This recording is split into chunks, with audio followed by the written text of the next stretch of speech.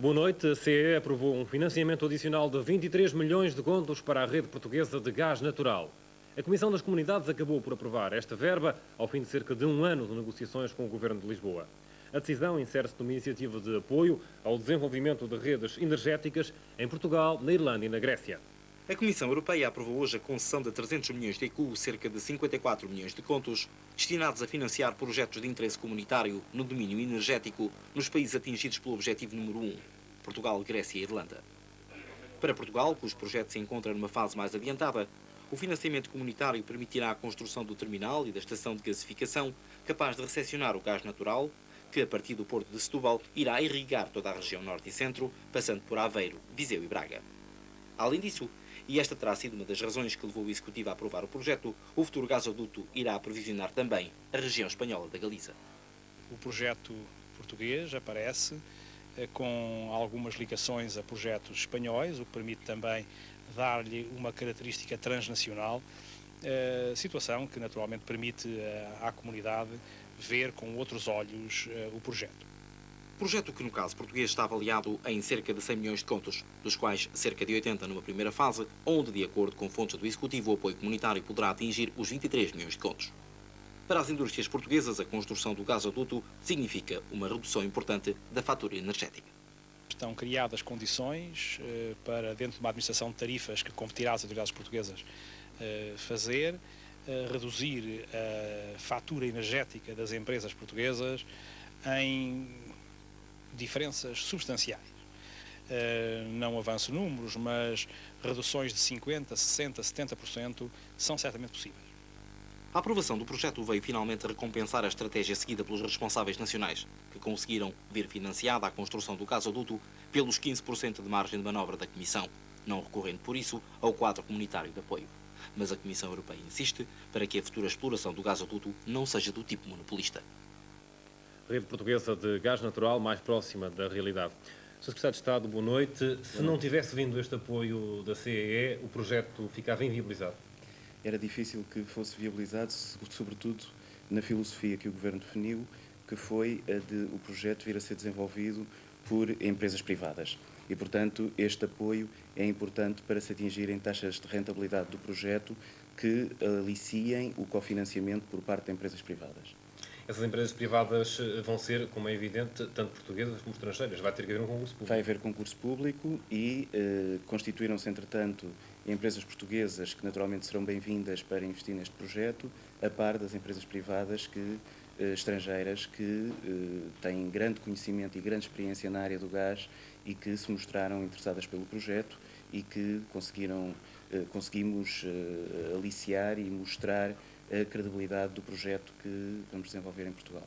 Essa experiência das empresas estrangeiras não vai ser um obstáculo mais para as empresas portuguesas transporem? Isto é, elas estão à altura de poderem responder taco a taco? Eu penso que estão à altura de poder responder e ter a sua presença e a sua participação importante.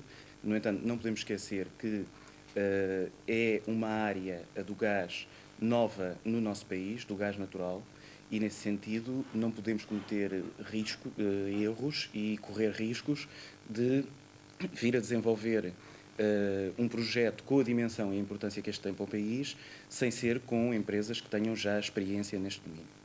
Eu queria sublinhar que, se me permite, que este projeto e o culminar deste processo de negociação é um processo que, para além de vir a contemplar uma estratégia que vinha a ser desenvolvida para o setor energético, é ainda o culminar do processo de negociação do Plano de Desenvolvimento Regional para Portugal e, portanto, das verbas que Portugal virá a receber do FEDER até 1993 e que com este projeto atingimos os cerca de 250 milhões de contos de verbas que o país vai receber até 93, o que vai bastante para além dos cerca de 230 milhões de contos que inicialmente o nosso país tinha previsto vir a conseguir de apoio comunitário.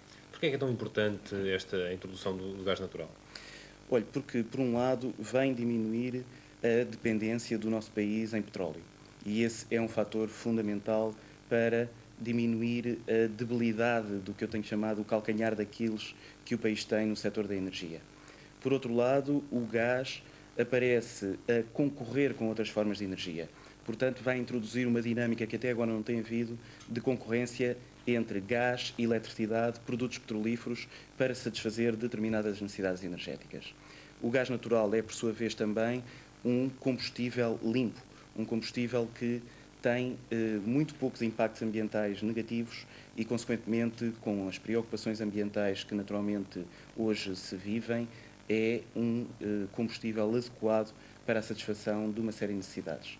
Permite ainda, por ser mais barato do que a eletricidade, fornecer quer às famílias, quer às empresas, um combustível mais barato e, consequentemente, trazer, seja um melhor bem-estar, seja uma maior concorrência às empresas. Limpo não é de certeza o carvão, no entanto, é também uma aposta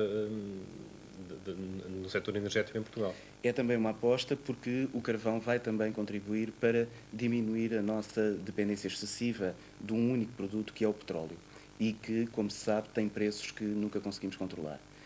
Sobre o carvão, penso que acabou de regressar da Austrália, onde foi tratar precisamente dos nossos fornecimentos de carvão. Qual foi a intenção? Bom, a intenção é a seguinte: o país tem vindo a consumir cada vez mais carvão dentro desta estratégia de diminuição da dependência do petróleo. Até 1992 vamos duplicar o nosso consumo de carvão, que passará a ser de cerca de 5 milhões de toneladas por ano, e neste momento nós estamos muito dependentes do aprovisionamento de carvão dos Estados Unidos e da África do Sul. Nesse sentido, dentro da política de diminuição da vulnerabilidade no setor energético no nosso país, interessa-nos não só diversificar em combustíveis, mas também diversificar em países que nos fornecem as matérias-primas energéticas. A Austrália vai fornecer carvão. A Austrália está em boas condições para vir a fornecer no futuro carvão a Portugal.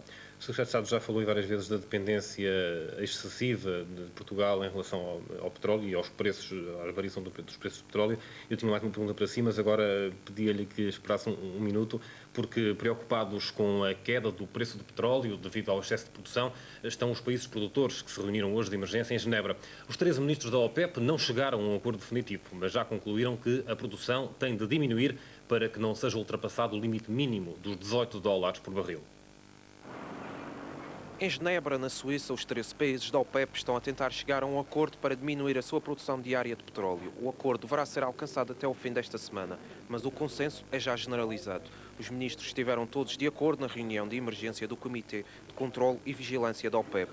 Em março, o preço de referência do barril de petróleo, $18, desceu devido ao excesso de produção e a procura não acompanhou a oferta. Principais culpados, os grandes produtores do Golfo Pérsico, não respeitaram as cotas individuais fixadas pela organização. Para proteger os seus rendimentos e recuperar os preços, os países membros da OPEP poderão agora ter que diminuir a sua produção diária em maio e em junho. O que indica que os preços do petróleo a nível internacional não vão, portanto, descer. E o que é que isso vai significar? Aqui há relativamente pouco tempo, falou da hipótese dos combustíveis descerem, o preço dos combustíveis descerem em Portugal. Face a este facto concreto, como é que é? Há a possibilidade de eles descerem, ou antes, pelo contrário, como mais recentemente ainda foi afirmado, eles vão subir? Repare, o que foi dito na altura em que se estava a verificar um abaixamento dos preços do petróleo durante cerca de 2 semanas no mercado internacional foi corretamente transcrito pela Lusa, e eu apelava às pessoas que têm vindo aos órgãos de comunicação social a fazer alguma especulação em torno desta subida-descida dos preços dos combustíveis no nosso país para lerem com atenção o que foi dito nesse telex da Lusa que foi emitido na altura.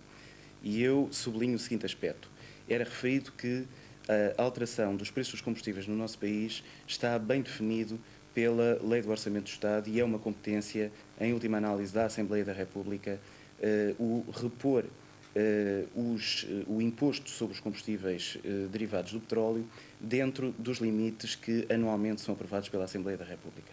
O que foi dito na altura é que, se verificasse de uma maneira muito continuada e acentuada, como aconteceu em 1985 ou 1986, um abaixamento dos preços dos combustíveis, poder-se-ia vir a criar uma situação em que se justificassem correções.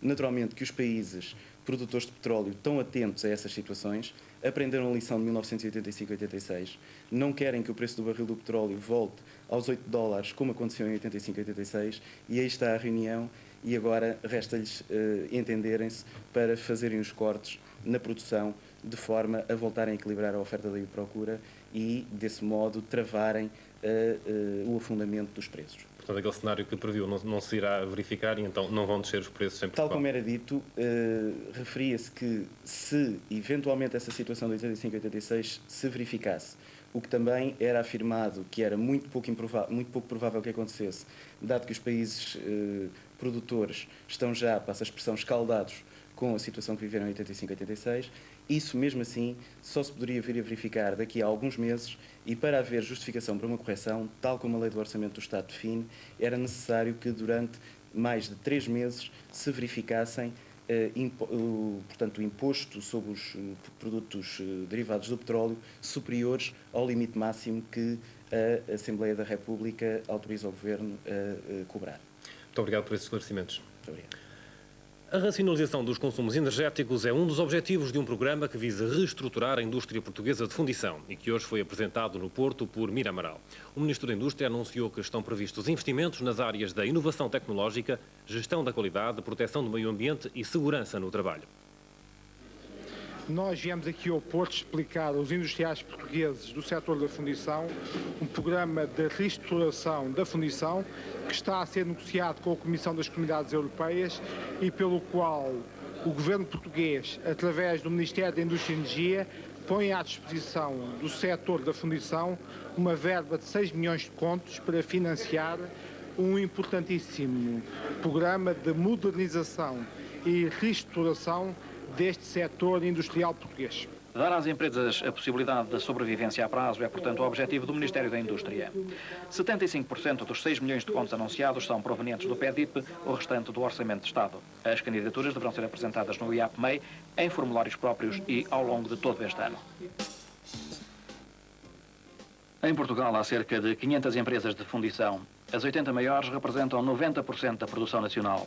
As restantes são de pequena ou muito pequena dimensão. 70% da indústria situa-se no litoral norte. Em muitos casos, utiliza ainda tecnologias obsoletas, causadoras de poluição atmosférica e sonora. Falta mão de obra especializada, escasseiam ações de formação profissional. A fundição é, todavia, de interesse estratégico e, numa altura em que se pretende potenciar a produção de bens de equipamento, é necessário modernizar a indústria. Na vida político-partidária, referência à reunião da Comissão Política do PSD. Os dirigentes sociais-democratas voltaram a falar da dinamização do partido na sequência do recente Congresso. E, nesse sentido, perspectivaram algumas iniciativas a levar a cabo a partir de agora. No final da reunião, o secretário-geral do PSD, Falcão e Cunha, informou os jornalistas sobre os temas que foram abordados pelos dirigentes sociais-democratas. Para além da habitual análise da situação política, os membros da Comissão Política do PSD congratularam-se com as recentes conversações de paz entre a UNITA e o governo de Luanda, realizadas em Évora, e com a criação do Centro para o Diálogo Norte-Sul, em Lisboa, que foram consideradas duas importantes vitórias diplomáticas do presidente do partido e primeiro-ministro Cavaco Silva. Temas da reunião foram ainda as iniciativas que o PSD vai desenvolver a curto prazo, nomeadamente as comemorações do aniversário do partido, que terão lugar em Vila Nova de Gaia nos dias 1 e 2 de junho, e uma série de manifestações para assinalar o 10º aniversário da morte de Sá Carneiro, que serão coordenadas pelo ex-dirigente da Distrital do Porto, Bruxado Coelho. Por último, foi formalizada esta noite a nomeação de 2 secretários-gerais adjuntos que irão assessorar Falcão e Cunha na sua atividade. São eles os deputados de Coimbra, Paulo Pereira Coelho, e de Braga, Amândio de Oliveira. A estratégia diplomática de Portugal para o continente africano foi hoje discutida em Lisboa. Aconteceu durante a reunião dos nossos embaixadores nos países africanos a sul do Saara com o Ministro dos Negócios Estrangeiros. A África e o apoio militar aos países africanos da expressão portuguesa foi também um dos pontos da agenda do encontro do Primeiro-Ministro e do Ministro da Defesa com as chefias das Forças Armadas. O almoço de trabalho, para que foram convidados Andrade e Silva, Firmino Miguel, Conceição e Silva, Soares Carneiro e Mendes Dias, visou a abordagem de questões que, à luz dos recentes acontecimentos no mundo, estão a ser discutidas em todos os países da NATO. O papel das Forças Armadas portuguesas no novo contexto europeu e mundial, mas também problemas específicos como o reenquadramento, reequipamento e redução dos nossos efetivos, foram os pontos mais importantes da agenda de trabalho que reuniu na residência oficial de São Bento as chefias militares, o titular da pasta da Defesa, Fernando Nogueira, e o primeiro-ministro, Cavaco Silva. Reunidos estiveram também esta tarde 3 embaixadores portugueses com o ministro e com o secretário de Estado dos Negócios Estrangeiros. Os diplomatas, que representam Portugal em 30 países da África a sul do Saara, fizeram com os responsáveis pela política externa portuguesa o ponto da situação das relações de Portugal com o continente africano. Afinar a estratégia diplomática portuguesa para aquela região foi um dos objetivos da reunião, que se segue a uma outra que o Ministro dos Negócios Estrangeiros teve com os diplomatas portugueses nos países de leste. Proximamente serão convocados a Lisboa os nossos representantes diplomáticos na América Latina. O governo de Angola reagiu hoje favoravelmente à proposta da UNITA para a realização de um encontro entre José Eduardo dos Santos e Jonas Savimbi. O embaixador de Luanda em Lisboa, Rui Mingas, afirmou à RTP que as conversações já começaram e, embora a UNITA não reconheça a legitimidade do MPLA, esta proposta é um passo em frente para a paz. A decisão de encontro direto entre o nosso governo e a UNITA já foi assumida. O que se definiram foram etapas para estas conversações.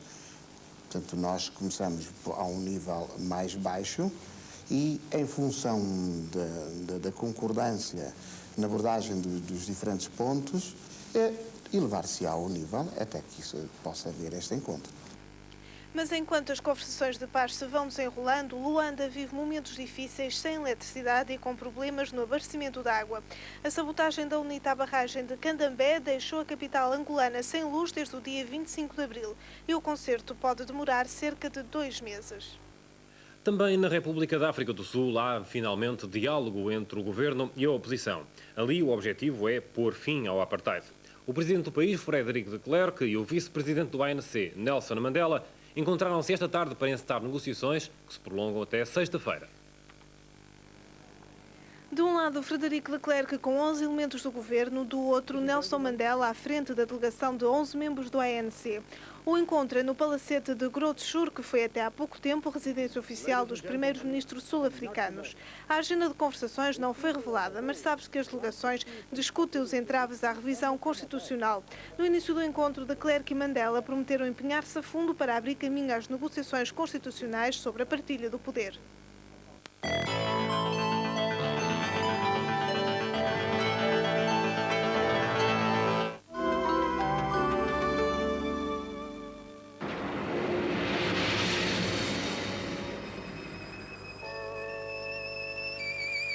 Raymond Weil, a criação do tempo.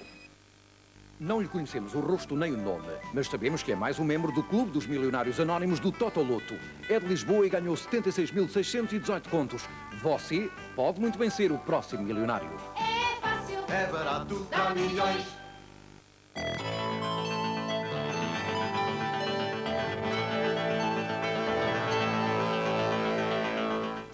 24 horas, segunda parte, a questão das fronteiras entre a Alemanha e a Polónia está definitivamente resolvida no essencial. A revelação foi feita hoje em Varsóvia pelo Presidente da República Federal da Alemanha. Richard von Weizsäcker encontra-se na Polónia para uma visita oficial de 4 dias. O presidente alemão federal Richard von Weizsäcker foi recebido ao desembarcar em Varsóvia pelo chefe de Estado polaco, o general Jaruzelski, e por outras individualidades. Esta visita deve permitir um reforço dos laços de confiança entre os dois países, cujas relações foram ultimamente afetadas pela inquietação da Polónia relativamente à sua fronteira ocidental. O presidente von Weizsäcker revelou aos jornalistas, após uma reunião com o general Jaruzelski, que as atuais fronteiras serão garantidas por um tratado vinculativo